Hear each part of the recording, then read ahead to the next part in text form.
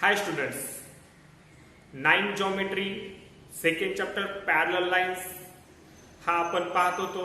यामधील आपण सर्व प्रॅक्टिस सेट सॉल्व्ह केलेले आहेत आणि आता आपल्याला प्रॉब्लेम सेट पाहायचा आहे. यामध्ये फर्स्ट क्वेश्चन आहे आपल्याला प्रॉब्लेम सेट 2 मध्ये select the correct alternative and fill in the blanks in the following statement. आपल्याला काही स्टेटमेंट दिलेले आहेत आणि फिल इन द ब्लँक्स सांगितले. मल्टिपल चॉईस क्वेश्चन्स आहे. फर्स्ट क्वेश्चन आहे if a transversal intersect two parallel lines then the sum of interior angles on the same side of the transversal is. बघा या ठिकाणी आपल्याला असा क्वेश्चन आला आहे की दोन पॅरलल लाईन्स आहेत, त्याला इंटरसेक्ट केले एका ट्रान्सव्हर्सलने आणि एका बाजूला ट्रान्सव्हर्सलच्या सेम साइड एकाच बाजूला तयार होणारे इंटेरियर जे अँगल्स आहेत यांची आपल्याला काय विचारली, सम विचारली. या ठिकाणी sum of the interior angles is काय असते तर आपल्याला माहिती दोन ह्या पॅरलल लाईन्स आहेत आणि त्याला ट्रान्सव्हर्सल इंटरसेक्ट केले म्हणजे या ठिकाणी पियर ऑफ इंटेरियर अँगल तयार होतात. पियर ऑफ इंटेरियर अँगल्स हे कसे असतात, बरोबर सप्लिमेंटरी असतात. काय असतात, सप्लिमेंटरी म्हणजे या दोघांची सम काय असते तर 180 डिग्री असते. ते दोन सप्लिमेंटरी असतात. मग या ठिकाणी आपल्याला तेच विचारलंय की यांची सम किती आहे. मग आपल्याला या ठिकाणी आन्सर आहे आपलं ऑप्शन सी 180 डिग्री. अशा पद्धतीने आपण हा फर्स्ट क्वेश्चन पाहिलाय. सगळ्यांच्या लक्षात आलं असेल की जेव्हा पॅरलल लाईन्स असतील आणि पियर ऑफ इंटेरियर अँगल्स हे काय असतात, सप्लिमेंटरी असतात. म्हणजे दोघांची सम किती असते 180 degree. Then next question the number of angles from by a transversal of two lines is. बघा या ठिकाणी the number of angles formed by a transversal of two lines is. या ठिकाणी दोन लाईन आहेत बघा, दोन लाईन आहेत आणि त्याला काय केले, ट्रान्सव्हर्सलनी इंटरसेक्ट केले आणि या ठिकाणी आपल्याला विचारले किती अँगल या ठिकाणी तयार होतील. तर आपण पहिलं म्हणजे आपण एक नंबर करस्पॉन्डिंग अँगल्स घेतो. बघा काय घेतो, करस्पॉन्डिंग अँगल्स. या ठिकाणी करस्पॉन्डिंग अँगलचे पियर आपल्याला कसे तयार होतात बघा. First pair, second, third, fourth. म्हणजे करस्पॉन्डिंग अँगलचे आपल्याला या ठिकाणी 4 पियर्स तयार झाल्या का बघा. त्यानंतर आपण दुसरा प्रकार आहे आपल्याकडे अल्टरनेट अँगल. बघा या ठिकाणी दोन लाईन आणि त्याला ट्रान्सव्हर्सल इंटरसेक्ट केलं तर कोणत्या प्रकारचे अँगल तयार होतात, सेकंड तर अल्टरनेट अँगल तयार होतात. अल्टरनेट अँगल मध्ये ही एक पियर झाली आणि इकडच्या बाजूने आपल्याला आणखी एक पियर्स मिळेल, इकडे एक मिळेल. म्हणजे किती पियर झाले, ह्या 2 पियर झाले. किती झाल्या, 2 पियर्स. ओके बघा करस्पॉन्डिंग अँगल झाले, अल्टरनेट अँगल झाले.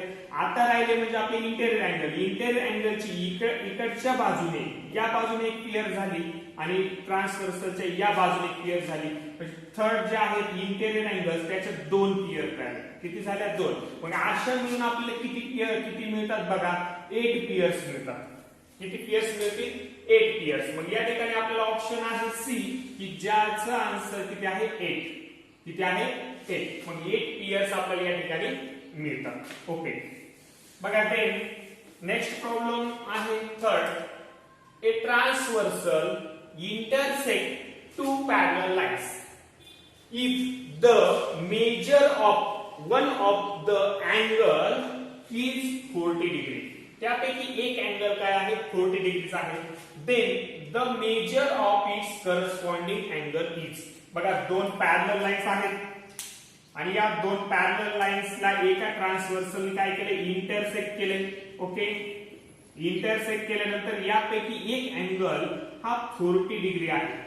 काय आहे, 40 डिग्री. तर आपल्याला विचारले काय विचारले, if the measure of one of the angle is 40 degree then the measure of is त्याचा करस्पॉन्डिंग अँगल्स विचारलाय. तर त्याचा करस्पॉन्डिंग अँगल या ठिकाणी ओके. आणि या ठिकाणी आपल्याला माहिती दोन पॅरलल लाईन्स जर असतील तर pair of corresponding angles form are congruent काय होतील कॉन्ग्रेंट तयार होतील मग हा एक करस्पॉन्डिंग अँगल 40 डिग्री आहे तर त्याच्या पेअर मध्ये येणारा सुद्धा काय येईल 40 डिग्री किती येईल 40 डिग्री या ठिकाणी आपल्याला ऑप्शन आहे ए की ज्याचा आन्सर किती आहे 40 डिग्री किती आहे 40 डिग्री ओके अशा पद्धतीने हा थर्ड आपण पाहिला सगळ्याला समजला असेल ओके देन यामध्ये लास्ट आहे 4 in triangle ABC angle A is equal to 76 degree angle B is equal to 48 degree then angle C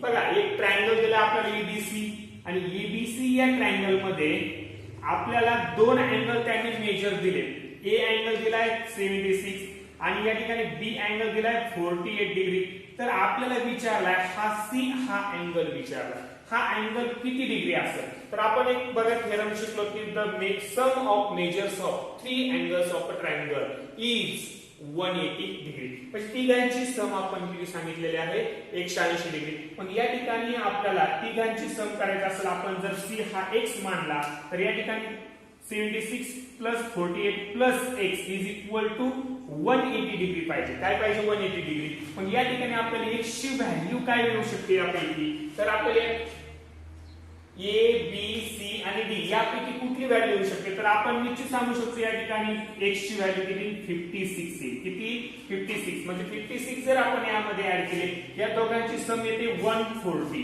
काय येते 124 येते या दोघांची सम आणि 124 मध्ये आपण 56 जर ऍड केले तर आपल्याला मिळते 180 डिग्री म्हणजेच आपल्याला हा जो C हा अँगल या ठिकाणी काय झाला फाइंड झाला तो आहे 56 डिग्री ओके यामध्ये एक आणखी एक प्रॉब्लेम राहिला आपला 5 नंबरचा आपण तो लगेच घेऊया नंतर पहा या ठिकाणी फर्स्ट क्वेश्चन मध्ये लास्ट प्रॉब्लेम आहे two parallel lines are intersected by a transversal if measure of one of the alternate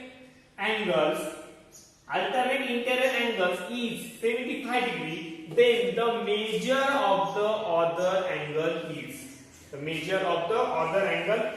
या ठिकाणी बघा दोन पॅरलल लाईन्स आहेत एक त्याला ट्रान्सव्हर्सल आहे आणि या ठिकाणी इंटेरियर अल्टरनेट अँगलची पेयर आहे काय आहे इंटेरियर अल्टरनेट अँगलची पेयर आहे त्यापैकी एक 75 डिग्री आहे काय आहे 75 डिग्री तर आपल्याला विचारले तर दुसरा अँगल त्यातला दुसरा अँगल जो आहे तो किती डिग्रीचा असेल आपण या आधी प्रॉपर्टी पाहिलेली जेव्हा दोन पॅरलल लाईन्स असतात किंवा आपण त्याची टेस्ट पाहिलेली alternate angle test alternate angle हे कसे असतात जेव्हा दोन पॅरलल लाईन्स असतील तेव्हा तयार होणारे अल्टरनेट अँगलची पेयर ही कशी असते कॉन्ग्रेंट असते म्हणजे निश्चित हा दुसरा अँगल सुद्धा काय असेल 75 डिग्री असेल तर ऑप्शन आहे आपल्याला C 75 डिग्री ओके अशा पद्धतीने आपण फर्स्ट क्वेश्चन पूर्ण केलेला आहे यानंतर आपण सेकंड क्वेश्चन पाहणार आहोत पहा विद्यार्थी मित्रांनो सेकंड क्वेश्चन आहे rate PQ and rate PR are perpendicular to each other points B and A are in the interior and exterior of angle QPR respectively rate PB and rate PA are perpendicular to each other असं question आहे आणि पुन्हा काय सांगितलंय draw a figure showing all this ray and write याची काय करायची आपल्याला एक फिगर बनवायची आणि काय लिहायचंय बघा काय सांगितलं याचं तर फर्स्ट आहे a pair of complementary angles a pair of supplementary angles and a pair of congruent angles या पेयर आपल्याला या ठिकाणी द्यायचं सांगितलं बघा आपल्याला काय करायचं याची या इन्फॉर्मेशन वरून दिलेल्या इन्फॉर्मेशन वरून काय करायची एक फिगर तयार करायची मग या ठिकाणी फिगर तयार करणार ray PQ and ray PR are perpendicular ray PQ and PR मग या ठिकाणी आपल्याला दोन्ही मध्ये आपल्याला दिसते बघा P हा कॉमन दिसतो मग एक आपण असा पॉइंट घेतला की P घेतला मग या ठिकाणी PQ घेऊ आपण इकडे PQ and PR या ठिकाणी आपण असं काय घेतलं तर कारण आपल्याला काय सांगितले ते काय आहे परपेंडिक्युलर आहेत एकमेकांना okay PQ and PR are perpendicular to each other okay then point B and A are in the interior and exterior म्हणजे अंतर्भागात आणि बाह्य भागात हे पॉइंट आहे कोणत्या अँगलच्या अँगल QPR च्या रिस्पेक्टिव्हली अशा अनुक्रमे आहे म्हणजे पॉइंट B हा काय आला इंटेरियर आला आणि पॉइंट A हा काय आला एक्सटेरियर आला इंटेरियर पॉइंट काय आहे B बघा कुठेही तुम्ही घेऊ शकता, या ठिकाणी बी हा पॉइंट घेतला. ओके, त्यानंतर आपण दुसरा पॉइंट जो आहे तो पॉइंट या ठिकाणी घेतला आपण एक्सटेरियर घेतला ए. आणि आता काय सांगितलंय, रे पीबी हा एक रे आहे बघा, PB and ray PA are perpendicular. बघा एकमेकांना, ते सुद्धा काय आहे, ते एकमेकांना परपेंडिक्युलर आहे. काय आहे, perpendicular. Okay, to each other. आता आपल्याला काय करायचे, first pair of complementary angles काय घ्यायचे आहेत, पियर्स ऑफ कॉम्प्लिमेंटरी अँगल.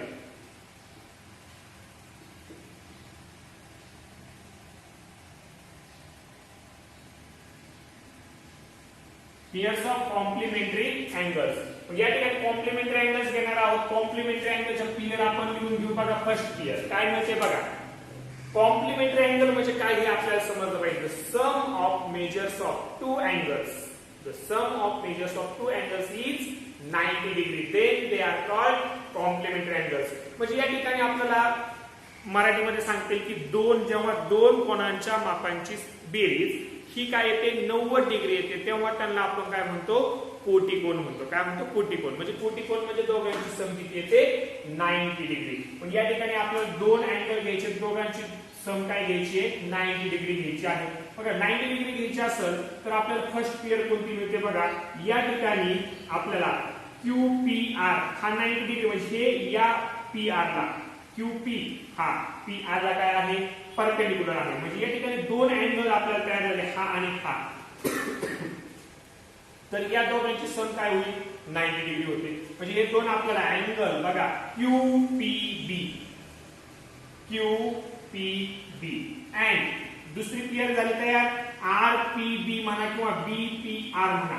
या ठिकाणी अँगल RPB फर्स्ट पियर झाली. ओके, त्यानंतर आपण घेतलाय PB आणि PA हे दोन्ही एकमेकांना परपेंडिक्युलर आहेत. म्हणजे या ठिकाणी 90 डिग्री तयार झाला. म्हणजे हा अँगल आणि हा अँगल या दोघांची पियर काय होईल, 90 डिग्री होईल. म्हणजे या ठिकाणी बघा सेकंड पियर झाली अँगल BPR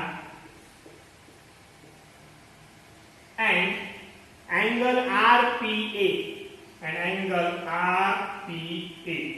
बघा अशा पद्धतीची सेकंड पेअर झाली की ह्या काय आहेत, कॉम्प्लिमेंटरी आहेत. काय आहेत, कॉम्प्लिमेंटरी. या ठिकाणी आपण ही आणि ही तुम्ही म्हणता ही आपण घेतली, हे दोन्ही घेतले चालते का, नाही चालणार. कारण या दोघांचं आपल्याला मेजर माहित नाही, पण ह्या दोघांचं मिळून मेजर आपल्याला माहिती आहे. त्या दोघांचं मिळून आपल्याला सांगता येणार नाही. अशा ठिकाणी या ठिकाणी आपल्याला काय कॉम्प्लिमेंटरी अँगलच्या दोन पियर मिळालेल्या आहेत. त्यानंतर आपण सेकंड पाहणार सप्लिमेंटरी अँगल्स.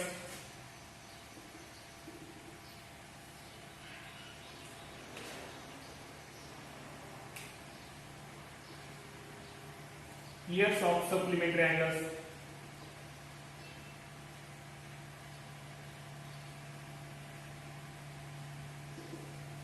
बघा पहिले आता पियर सप्लिमेंटरी म्हणजे काय की ज्या दोन अँगलच्या मेजरची सम ही काय येते 180 डिग्री येते, म्हणून आपण त्यांना काय म्हणतो, सप्लिमेंटरी अँगल्स. ओके, या ठिकाणी बघा सप्लिमेंटरी मध्ये आपल्याला काय मिळतील बघा. तर अँगल हा आपण मोठा घेतला QPR हा 90 डिग्री आपल्याला माहिती आहे, अँगल QPR अँड अँगल या ठिकाणी घेतला BPA हा आपल्याला माहिती, हे दोन्ही काय झाले, परपेंडिक्युलर झाले. अँड अँगल BPA अशा पद्धतीची एक पियर मिळेल आपल्याला. काय मिळेल, एक पियर मिळाली सप्लिमेंटरीची की ज्या दोनची सम किती येते, 180 डिग्री येते. त्यानंतर pair of congruent angle. Congruent angles घ्यायचे आपल्याला. या ठिकाणी कॉन्ग्रुएंट अँगल म्हणजे काय, एकरूप कोण काय कधी होती, ते जे आहेत बघा, हा 90 डिग्री ना हा 90 डिग्री, म्हणून आपण ती एक पियर होईल अँगल QPR हा 90 डिग्री आहे. अँड अँगल BPA हा 90 डिग्री आहे, अँगल BPA. या ठिकाणी कॉन्ग्रुएंट अँगल मध्ये आपल्याला फर्स्ट पियर झाली. आता सेकंड पियर काय मिळते बघा. तर या ठिकाणी जर आपण विचार केला तर आपल्याला हा जो अँगल आहे हा 90 डिग्रीचा आहे आणि हा 90 डिग्रीचा आहे. तर दोन्हीही अँगल मध्ये बघा, या अँगल मध्ये आणि या अँगल मध्ये आपल्याला हा जो अँगल आहे हा काय मिळतोय, रिपीट मिळतोय, डबल मिळतोय. जर आपण हे दोन्ही मधून जर हा अँगल मायनस केला, बघा हे दोन कॉन्ग्रंट घेतले 90 डिग्री 90 डिग्री, हा जर मायनस केला तर आपल्याला हे दोन शिल्लक राहतील. बघा जेव्हा आपण हे दोन अँगल घेऊ आणि दोन्ही अँगल मधून आपण बघा angle QPR is equal to आहे अँगल BPA हा आहे. तर दोन्ही मधून आपण BPR जर मायनस केला, बघा angle QPR minus angle BPR is equal to angle BPA, यामधून सुद्धा आपण तोच मायनस करू BPR अँगल BPR काय मिळतंय बघा आता. डिअर फोर या ठिकाणी QPR हा मोठा अँगल झाला पूर्ण QPR, त्यामधून BPR जर मायनस केलं तर आपल्याला मिळेल QPB. काय मिळतंय बघा QPB इज इक्वल टू, आता इकडच्या बाजूला काय मिळतंय बघू आपण अँगल BPA हा पूर्ण अँगल आहे, त्यामधून BPR हा मायनस झाला, म्हणजे दोन्ही बाजूतून आपण सेम अँगल काय केलं मायनस केलं. या ठिकाणी मिळालं APR, काय मिळतो अँगल APR. ही आपल्याला काय मिळेल सेकंड पियर मिळेल. काय मिळेल सेकंड पियर, म्हणजे ही झाली फर्स्ट पियर आणि ही झाली सेकंड पियर. ओके, अशा दोन पियर आपल्याला काय मिळतील या ठिकाणी कॉन्ग्रंट मिळतील. काय करायचंय बघा, फक्त हा आणि हा आपल्याला कॉन्ग्रंट आपल्याला माहिती आहे 90 डिग्रीचे. तर दोन्ही मधून जर आपण हा अँगल मायनस केला, या अँगल मधून हा मायनस केला आणि या अँगल मधून हा मायनस केला, तर आपल्याला हे दोन अँगल शिल्लक राहतात आणि हे दोन अँगल्स म्हणजे हे काय होतील कॉन्ग्रंट होतील अशा प्रकारे. ओके, थर्ड क्वेश्चन आहे आपल्याला, prove that if a line is perpendicular to one of the two parallel lines, then it is perpendicular to the other line also. आपल्याला सांगितलं की दोन पॅरलल लाईन पैकी एका लाईनला एक लाईन काय आहे परपेंडिक्युलर आहे, तर आपल्याला दुसरीही काय आहे परपेंडिक्युलर आहे म्हणून आपल्याला दाखवायचे आहे. मग या ठिकाणी दोन पॅरलल लाईन्स घेऊ आपण. या ठिकाणी या दोन पॅरलल लाईन आहेत AB अँड CD, या दोन पॅरलल लाईन्स आहेत आणि एक लाईन या ठिकाणी EF म्हणून आपण, ही काय आहे या EB ला काय आहे परपेंडिक्युलर आहे. काय आहे परपेंडिक्युलर. तर आपल्याला दाखवायचं असेल की EF ही CD ला सुद्धा काय असेल परपेंडिक्युलर असेल असं आपल्याला दाखवायचं. तर या ठिकाणी T आणि या ठिकाणी S या दोन पॉइंट मध्ये ती काय करते, दोन लाईनला इंटरसेक्ट करते. आता आपण G1 घेऊ. बघा G1 काय आकृतीतील माहिती काय, line AB parallel line CD and line EF perpendicular आहे कशाला, लाईन AB ला. ओके, AB ला काय आहे ती परपेंडिक्युलर आहे या ठिकाणी. टू प्रूव्ह, काय प्रूव्ह करायचे बघा,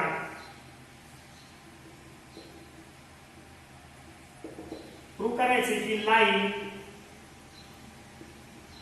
EF परपेंडिक्युलर लाईन CD या लाईनला सुद्धा ती काय आहे परपेंडिक्युलर आहे आपल्याला दाखवायचे. प्रूफ घेऊ आपण. प्रूफ पहा, आपल्याला माहिती आहे काय अँगल ETB हा 90 डिग्री आहे. काय आहे 90 डिग्री, कारण का EF परपेंडिक्युलर EF काय आहे परपेंडिक्युलर EB आहे म्हणून तो काय झाला 90 डिग्री झाला. Okay, then line AB parallel line CD and EF is transversal. EF काय आहे त्याची ट्रान्सव्हर्सल आहे. पण डिअर फोर या ठिकाणी अँगल बघा दोन पॅरलल लाईन्स आहेत, त्याला ही काय आहे ट्रान्सव्हर्सल आहे. अँगल ETB कॉन्ग्रंट होईल कुठल्या अँगलला, इकडच्या बघा या अँगलला, म्हणजे कोणता अँगल, TSD ला, कोणत्या अँगलला, TSD ला. कारण का कॉंग्रुएंट होईल, तर दोन पॅरलल लाईन आहेत आणि त्याला छेदनबिंदू छेदलंय, तर तयार होणारी कोणती करस्पॉन्डिंग अँगल्स पेअर कशी असते, कॉंग्रुएंट. या ठिकाणी हे काय आहे, करस्पॉन्डिंग अँगल्स. करस्पॉन्डिंग अँगल्स आहेत. या ठिकाणी इक्वेशन 1 देऊ आणि या ठिकाणी इक्वेशन 2 देऊ. तर या ठिकाणी बघा अँगल ETB, अँगल ETB हा 90 डिग्री आहे.